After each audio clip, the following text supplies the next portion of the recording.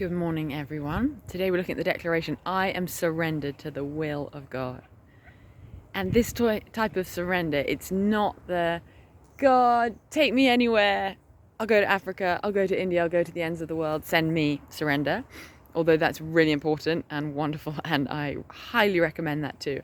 I'm talking about our surrendering the right to give up. There's so much pressure at the moment to compromise, to water down God's word, to turn away, to give up on the Lord and fit in with the world. But this is where we need to say, Lord, I surrender. I surrender my right to fit in. I surrender my right to be understood, to be accepted, to be invited everywhere, to agree with everyone. And Lord, help me to remain faithful to you.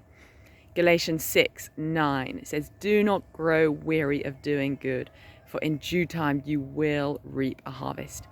And the Bible talks multiple times about the important currency to God of faithfulness and steadfastness and standing and running your race and persevering. So I am exhorting us today to surrender our right to give up. I've spoken to many Christian girlfriends, awesome women of God who are hoping and believing for a husband. And in the face of these awesome men not yet turning up, there's so much temptation to compromise, to just say, okay, I will lower my standards here. Maybe I don't need a godly man, or maybe that doesn't matter so much. I want to get married. I want to have children. I want to move on with my life.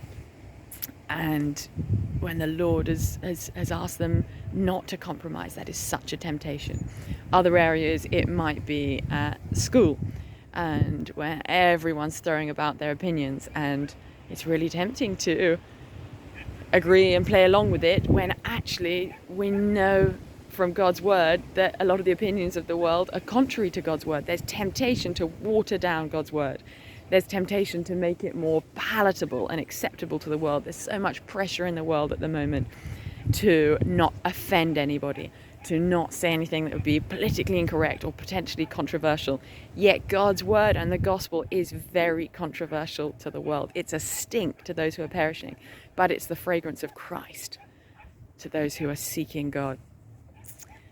So we must stand firm. We must surrender our right to be celebrated by the world and fix our eyes on the Lord, set our hearts on eternity, and put our hope in being celebrated by Him, not by the opinion of man.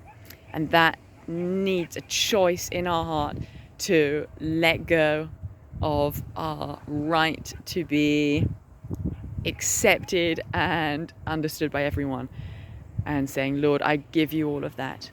It is my joy to be persecuted for your name's sake, that I may remain faithful, that I may run the race and receive the crown that you've given me. That is our prize and that is our goal. So I bless you today to joyfully surrender your rights to your life and how you want life to be, that you may stand firm and that you may persevere and run the race.